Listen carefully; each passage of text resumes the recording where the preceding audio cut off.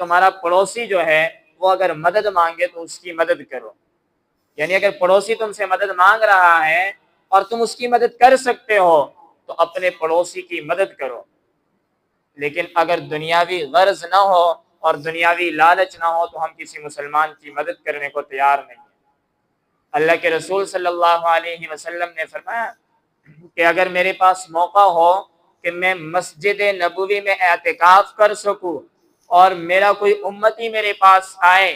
اور مجھے کہیں کہ میری فلاں ضرورت ہے، میرا فلاں کام ہے، آپ کا ساتھ چلنا ضروری ہے، تو فرمایا میں مسجد نبوی کا اعتکاف چھوڑ دوں گا اور اپنے امتی کے ساتھ جاؤں گا۔ لیکن اگر ہماری دنیاوی غرض نہ ہو، کوئی لالچ نہ ہو، تو ہم اپنے مسلمان کی مدد کرنے کو تیار نہیں ہے۔ اور میرا اور آپ کا اعتکاف نہیں ہے، امام الانبیاء صلی اللہ علیہ وسلم کا اعتکاف ہے، اور پھر اس مسجد کے اندر اعتکاف کا کہہ رہے ہیں جس کے لیے ہم لاکھوں روپے خرچ کر کے وہاں جاتے ہیں۔ امام الانبیاء نے فرمایا میں اس کا اعتکاف چھوڑ دوں گا اور اپنے امتی کے ساتھ جاؤں گا۔ اور دوسرا فرمایا کہ جب وہ تم سے قرض مانگے تو قرض دو اس کو۔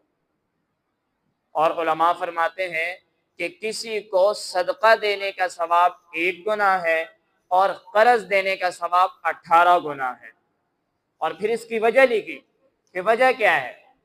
جس کو تم صدقہ دے رہے ہو سکتا ہے کہ اس کو اس وقت ضرورت نہ ہو اور وہ بغیر ضرورت کے تمہارا صدقہ جو ہے وہ قبول کر لے، لیکن جو شخص تم سے قرض مانگنے آیا ہے وہ بہت ضرورت مند ہے، اس کو حاجت ہے، تم اس کو قرض دے رہے ہو، گیا تم اس کی ضرورت پوری کر رہے ہو اور تم اس کی بہت بڑی حاجت پوری کر رہے ہو، اس لیے فرمایا کہ جس کو تم قرض دے رہے ہو اس کا ثواب 18 گنا ہے اور جس کو صدقہ دے رہے ہو اس کا ثواب 1 گنا ہے۔ تو فرمایا کہ جب تم سے قرض مانگے تو اس کو قرض دے دو۔ اور تیسرے نمبر پر پڑوسیوں کے حقوق میں سے فرمایا کہ اگر وہ محتاج ہو جائے تو اس کو عطا کرو، یعنی کہ اس کی مدد کرو، اس کی محتاجی دور کرو۔ اور چوتھے نمبر پر اللہ کے رسول صلی اللہ علیہ وسلم نے فرمایا کہ اگر اسے کوئی اچھی خبر ملے تو اس کو مبارکباد دو، اور اگر اسے کوئی مصیبت پیش آئے تو اس کی تعزیت کرو، اگر وہ فوت ہو جائے تو اس کے جنازے کے ساتھ جاؤ۔ اور آگے اللہ کے رسول صلی اللہ علیہ وسلم نے فرمایا بڑی تگڑی بات ہے کہ اگر اپنی مکان کی عمارت اونچی کرنا چاہتے ہو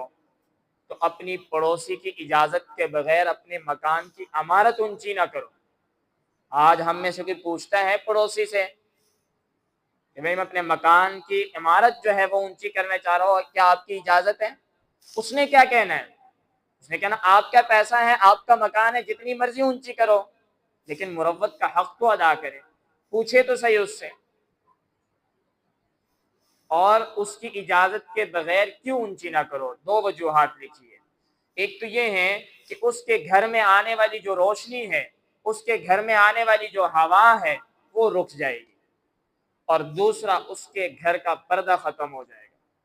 وہ اگر غریب ہے، اس کا مکان نیچے ہے اور تم 10 منزلہ بنا لو، اوپر سے سارا دن لوگوں نے جھانکنا، اس کے گھر کا پردہ کیا ہو جائے گا؟ ختم ہو جائے گا۔ تو ان 2 وجوہات کی بنا پہ فرمایا کہ اپنی پڑوسی کی اجازت کے بغیر اپنی گھر کی عمارت جو ہے وہ بھی اونچی نہ کرو، کہ اپنی ہانڈیاں سے اسے تکلیف نہ دو، یعنی کہ اگر کوئی ایسی چیز بناؤ کہ خوشبو اس کے گھر تک بھی جاتی ہو تو پھر اس میں شوربہ تھوڑا زیادہ ڈال دو اور اس کے گھر بھی دے آؤ۔ تم میوہ خرید کر لاؤ تو یا تو ایسے وقت میں خرید کر لاؤ کہ پڑوسی کے بچوں کی نظر نہ پڑے، اگر پڑوسی کے بچوں کی نظر پڑ جائے تو اس میں سے تھوڑا سا نکال کر ان کے گھر بھی بھیج دو۔ وہ غریب ہو، اس کی استطاعت نہ ہو، وہ اپنے بچوں کو لے کر نہ دے سکتا ہو، تمہارے ہاتھ میں دیکھ کر اس کے بچے بھی خواہش کرنے لگیں گے، تو میں اس طرح مسلمان کو تکلیف ہوگی۔ تو جب میوہ خرید کر لاؤ تو یا تو ایسے وقت میں خرید کر لاؤ کہ اس کے بچوں کی نظر نہ پڑے، یا اگر اس کے بچوں کی نظر پڑتی ہے تو پھر اس میں سے تھوڑا سا نکال کر اس کے ہاں بھی بھیج دو۔ اور اس میں آج کے دور میں ایسے لوگ بھی موجود ہیں جو اس حد تک احتیاط کرتے ہیں کہ اگر ان کی استطاعت نہ ہو کہ وہ اپنے پڑوسی کے ہاں بھیج سکے تو پھر وہ خفیہ طور پہ جو ہے نا لے کر آتے ہیں، اور اس کے بعد اس حد تک بھی احتیاط دیکھی گئی آج کے دور میں کہ اس کے بعد جو چھلکے ہوتے ہیں اس کے بعد جو چھلکے ہوتے ہیں ان چھلکوں کو بھی وہ پڑوسیوں کے آگے نہیں پھینکتے کہ ایسا نہ ان کی نظر ان پہ نہ پڑ جائیں. ان چھلکوں کی وجہ سے بھی جو ہے نا ان کے ہاں خواہش اٹھ سکتی ہیں اور ان کے بچے جو ہے اپنے والدین سے خواہش کر سکتے ہیں کہ ہمیں بھی ایسا میوہ خرید کر لا کر دو. تو اس حد تک احتیاط اس دور کے اندر بھی دیکھی گئی ہے. تو بہرحال میرے محترم بھائی اور دوستو، اللہ کے رسول صلی اللہ علیہ وسلم نے اپنے قول اور فعل سے زندگی کے ہر موقع اور ہر لمحے پر جو ہے نا حقوق العباد کی اہمیت کو اجاگر کیا ہے.